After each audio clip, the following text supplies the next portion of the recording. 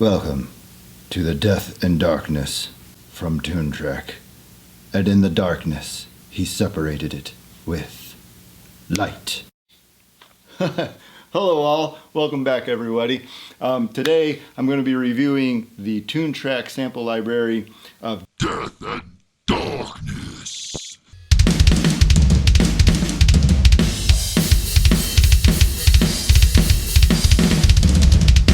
Actually, it's not a review. It's a first look, which is a little different than a review. I do reviews a little bit afterwards. I like the first look because it's my first impression, so we can kind of like share it together. So this was recommended to me when I was doing the Hansa library. The Rooms of Hansa from Toontrack is my favorite library right now, and there were so many comments underneath it talking about this Death and Darkness. So I had to try it out, and I call it the D&D. It's funny because it has these D&D kind of style essences about it with the poster back here and everything we see. And so as I first got I had to get this, and then when I first opened it, remember, for these first looks, it's a true first look. I have not heard a single sound of this drum set yet. When I opened this up, I was like, okay, cool theme. Now, I love Toontrack's graphics. Everybody does. Everybody talks about how they're nice graphics. However, what if you have a client that, is in the studio and this isn't the exact vibe that we want when we're trying to do something creative? This, what you're looking at, is just a screen capture, okay? I have a twisted sense of humor, and I thought, what a nice environment for the Death and Darkness drum set. Darkness! To be in the set of the Teletubbies. So now we have the Death and Darkness drum set on the set of the Teletubbies in Teletubby Land. And also, if you still want to try to keep that theme of Death and Darkness, but with a little bit of humor, I think of something like the Haunted Mansion from Disney World. So your choice. Put them wherever you like. And so today, for this first look, I decided to have the environment of the Death and Darkness drum set to be in Teletubby Land. I'll share my opinions later on different drum sets and stuff and things of expression and experiences that I've had on many different types and styles and brands of drum sets. And this video will be a bit shorter as well. The Hansa video first look was 40 minutes, and that was a little long, but we did like real-time loading and everything to give you the full experience of what it'd be like opening it up and for the first time and loading each kit. And it looks like this video is going to focus just on the darkness, not the death. That'll have to be a different video because this one went long enough and we ran out of time. So we're just going to do a brief look at each one of these kits and hear what the sounds are and everything. So let's put our headphones on and give a listen.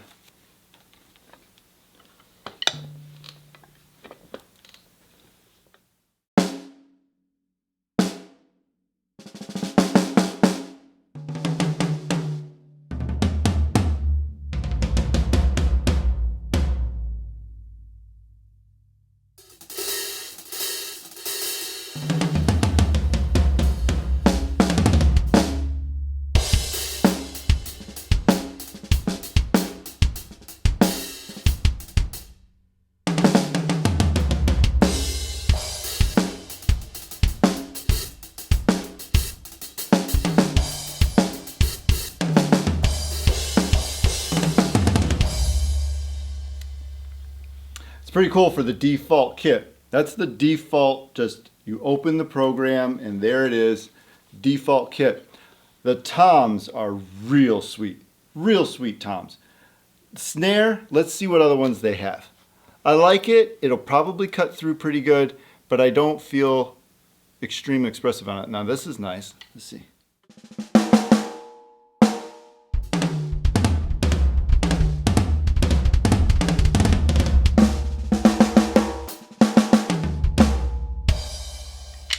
Cool, so there's some options there.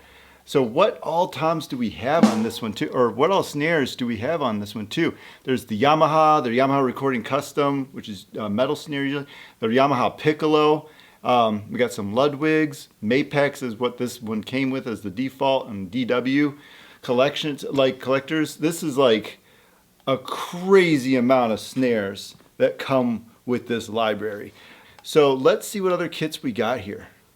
You want to go to Toontracks first? All right, so this one's called Barking.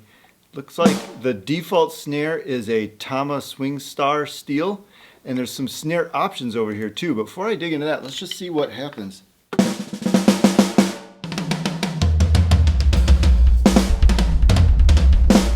Yeah, whoa, good decay there. Wow, those low toms have awesome decay. The recording custom drum set is my favorite in the world, but this one, these are Tomastar classic toms. And what's the bass drum, the matching? Yep. Okay, and then the snare for this is, so this would be like a Tama metal kit.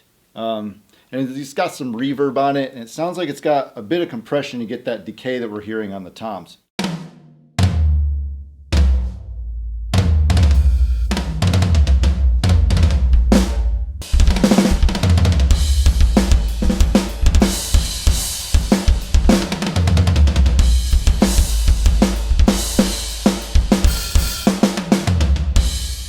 Pretty cool kit. The toms are gonna cut through for sure. Every single like full tom roll, I already know in a common metal or rock mix, those toms are gonna cut right through. Let's see what else we got here. Okay, it's loaded. Looks like we got a Ludwig snare. What are these toms? Oh, cool. Pearl Masters series on the toms. Bass drum. It looks like there's some bass drum options up here if you want to. I like the pearl that it included with it. So let's give this one a listen.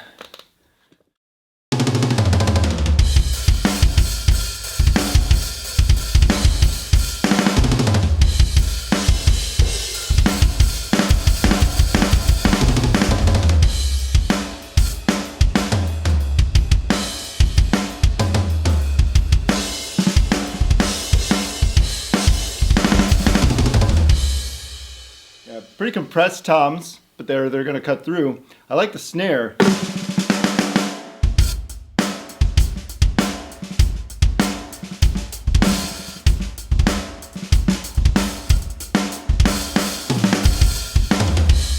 What's the hi-hat on this one too? Yeah, it's a 14-inch string sight Fire series. That's pretty cool. Let's see what the ride is. Okay, a string sight Black Dust 20-inch for the ride. And that's good sounding. What are the cymbals up here? Yes, the Pasty 2002s. They use some of those in the Hansa library too. Some of my favorite cymbals. And I understand that Superior Drummer has a lot more depth. There's loops and it's got loop library and MIDI library that goes with it and everything. These videos mainly focus on using them for live performance or using them to trigger into your recording, or perhaps even drum replacement or something like that. So we're mainly looking at all these as the drum sample library itself and performing them on the E-drums. So let's see what else we got. So this one's called In the Pool. While it's loading, it looks like it's going to be the Yamaha Recording Custom toms with a Ludwig bass drum. That's really exciting. The Yamaha Recording Custom are some of my favorite drums ever. Matter of fact, I think it's my favorite drums ever made. We're talking about the 80s and early 90s Yamaha Recording Custom. So for my personal preference in my lifetime so far, the 1980s to 90s Recording Custom drum sets are the best ones so far. So it's really exciting to have these as a sample library now, and they've done, as usually Toontrack does, a phenomenal job with it. That depth,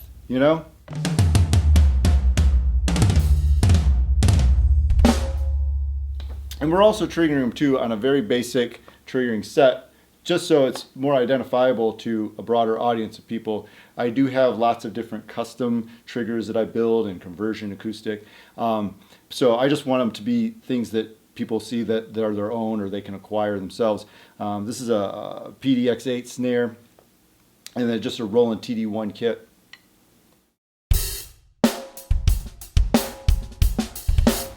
They got a real high poppy snare on this one, a lot of ring to it.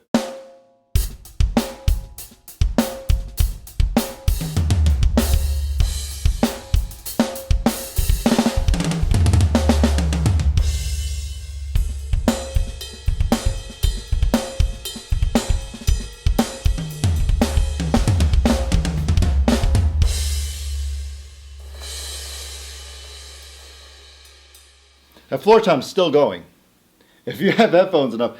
This has no effects on it. Our channel's totally dry, okay? We got just the Superior Drummer 3 channel. I'm using Logic as the host for it. And so that's a totally dry signal. So no bus effects or anything like that.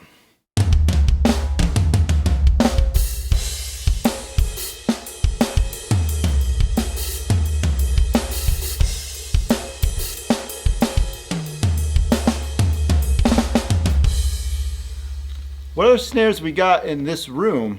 I like the in the pool sound and the reverb and the fullness of it and everything. Let's hear it with one of the Yamaha Recording Custom snares. You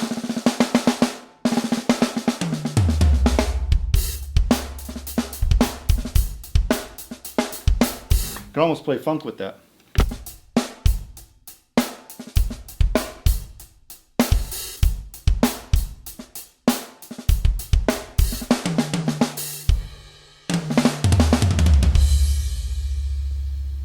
It was really cool. If you have a good like tom intro or something like that, somewhere you need a thick drum to like really cut through with just like the bass guitar and the drum tom intro or something like that, this is the kit I would choose to use for it, especially if you're doing it live. Like this will come through. The engineer, you won't have to leave much up to him. Like this, you load this kit, do your tom intro with the bass player or something. This is going to be awesome and sound really good in a nice sound system of some sort.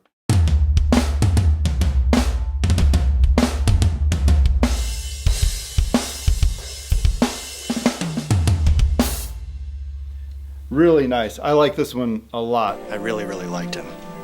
A lot. In the pool, which I think is like, that's their theme, right? Because the original shot is in like a indoor pool maybe or something. So that is whatever they did. I mean, this is really cool how this one came out. All right, let's go to another kit. Okay, so we got Old School and Old School 2. Why don't we just go to Old School 2, right? So this one comes with a pearl free-floating Piccolo snare. The Piccolo. With the metal. I had the pearl free-floating Piccolo wood snare. It was one of my most favorite snares. I toured with it with a funk group, jazz group. It was a really nice snare. Got stolen out of a storage locker. One of those things. All right, now I have a sample of the metal one. Let's hear it.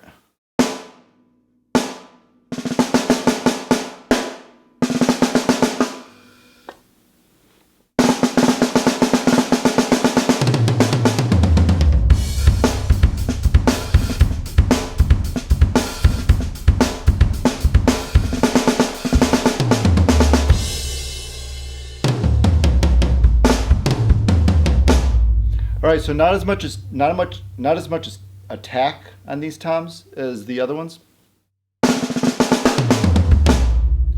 The snare is really cool. If you're looking for that real tight piccolo. The piccolo.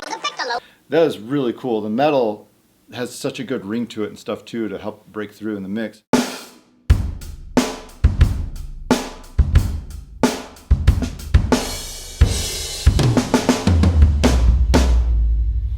The drums, the toms, still have that decay that we hear in the other kits, but they don't have that like real high attack to them, and it seems like they're a little more natural in this kit. And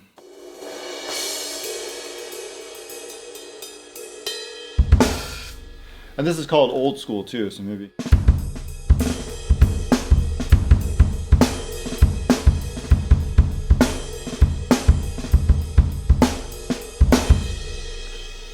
Or maybe like a...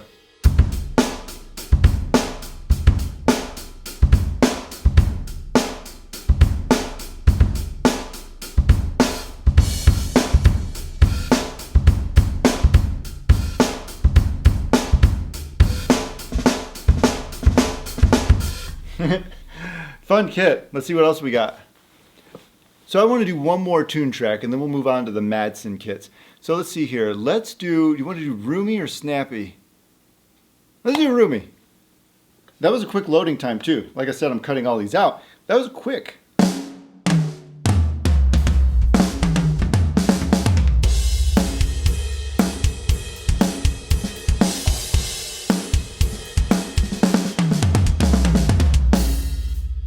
Pretty cool. I got the Yamaha toms. What's our snare? Got the Mapex snare. This is very resemblance of the default kit, isn't it?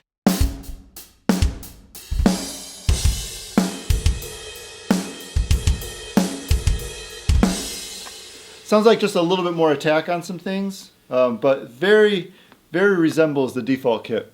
Okay, let's move on now to the Madsen kits. And the first kit is the Aras Biscuit. Am I pronouncing that right? The Aras Biscuit. And so far, first impressions, fun kit. Is it better than the Hansa? Well, better. Can't go there, can we? But is it my personal? Do I like it more than the Hansa kit? The Hansa kit is still my current favorite sample library. What is your favorite sample library? Doesn't matter if it doesn't have to be Toontrack. Do you have addictive drums or maybe a sample library for contact instruments or something like that? What's your current favorite sample library that you play with? Or do you like some things that aren't sample libraries? Do you like some of the sound modulation kits like Roland's? So tell me in the comments below, what's your favorite drum sample library or what's your favorite drum module and why? Okay, looks like this one's loaded. Let's give one of these kits a try.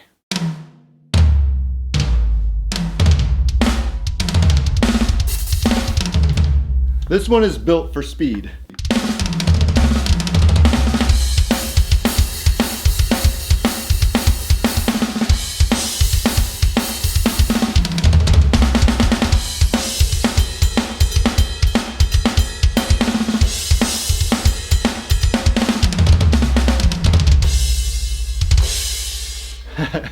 Again, this is my first impression, everybody. This is just when I hear these sounds, this is what I go to work with it. It's the first thing I hear of wanting to project with those sounds that you're hearing.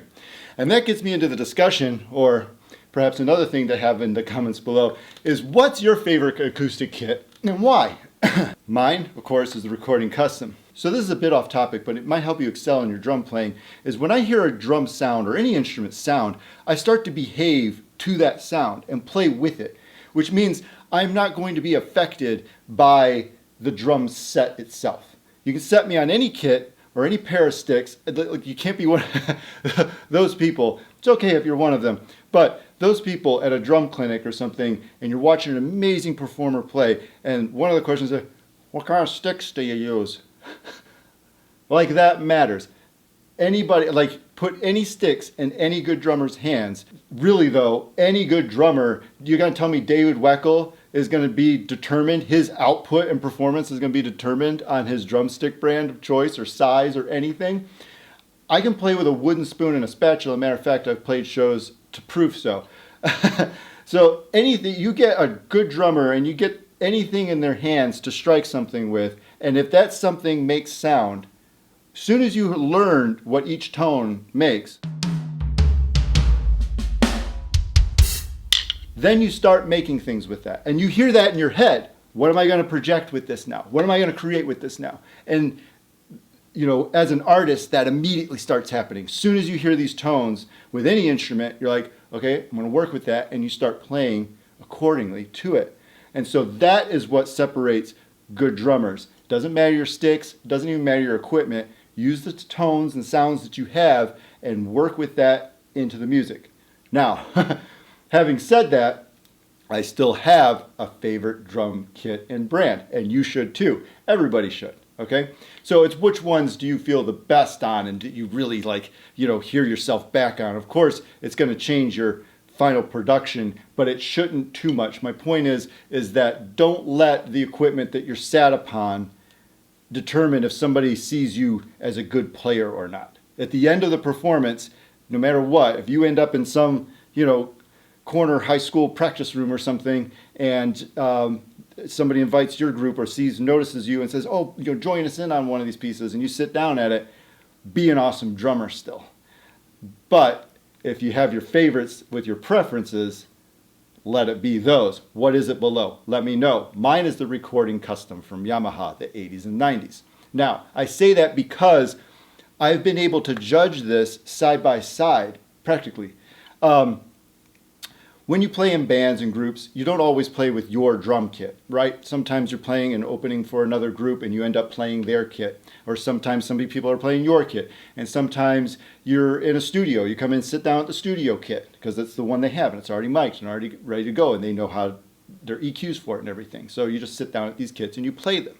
Okay, especially the practice rooms in New York, right? A lot of us have done those. You end up in these practice rooms in New York City. They have a nice kit there and you pay them $50 and your band can practice there for about a half hour or so. So as you're dropped onto all these different kits as a player, you start to see ones that reflect your style and personality and things about you. And there's been circumstances, for example, the church. I'd play at a large church or a choir group or a signed band or something, and they have like their own sponsorships or provided instruments and things, and something would change in it. So a group I was playing with for a while had a Yamaha recording kit, and then a Yamaha stage kit, and then a DW Maple kit. And all of a sudden, like, yes, my performance is the same, but for me personally, with the vibes I'm getting back from it and everything, it didn't breathe the same to me. And the same way it was when I'd ended up on a DW kit with a touring band, like where we'd be opening up for somebody. They'd have the same kit as me pretty much, like some kind of funk fusion kit or something, and theirs would be DW, and mine at the time I think was Pearl. And I would go and I'd play their kit, and yeah, I'd still play my same part. It was a fine performance, but to me, and how the reflections I was getting from the kit and the motions and things from it, it just wasn't the same. So there's something different about different kits, and for me personally, it's Ludwig Maple and Birch Yamaha Recording Customs, and those are the drums I choose to play. Okay? All right, so what else we got in this kit? This next one's called the Black Beast. Okay, it looks like we got a Ludwig Snare, a Premier 70s bass drum, and the Pearl toms. This sounds like an exciting kit. Come on, finish loading.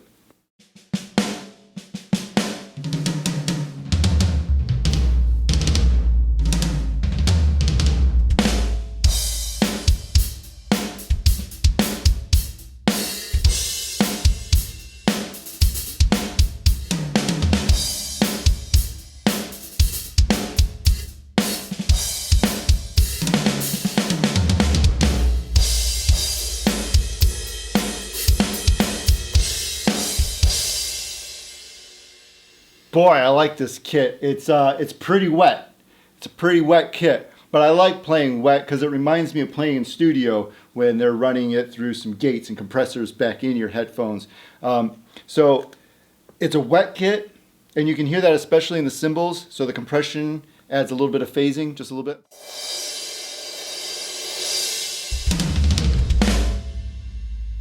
Really cool sounds though it's got to it. I like it a lot. Let's try something a little upbeat.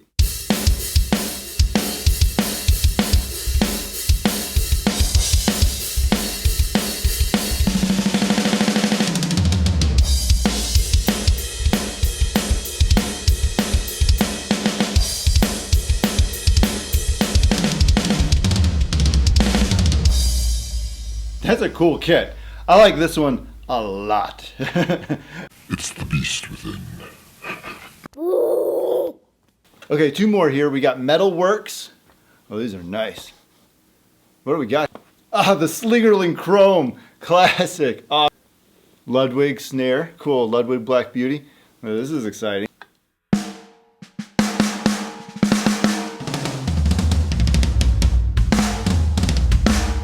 I like it. This is really nice.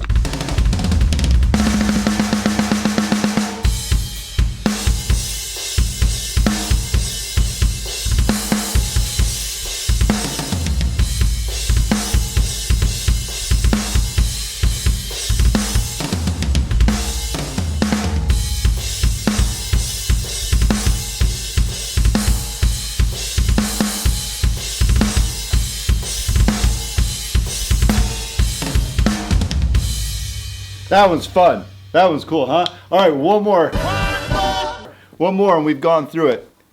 And it's called the White Light. Looks like we have the Piccolo Snare. Piccolo. That looks like the Yamaha Recording Customs Piccolo Snare before I even click it. Yep. Look at that. Okay, cool. All right, this is exciting. The white light. This will be the final kit. Now, how do they do that? You hear that piccolo? Bring it. That's what my maple piccolo, that I used to be able to mic and get that out of it. The pearl free-floating maple piccolo I was talking about.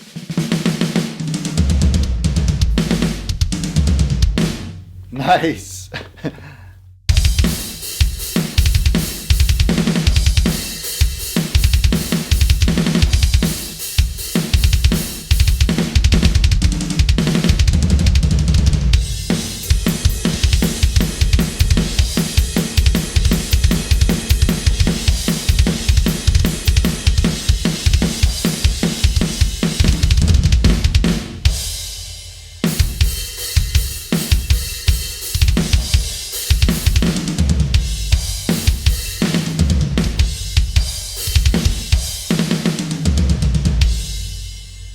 That's a cool kit. The white light really does shine.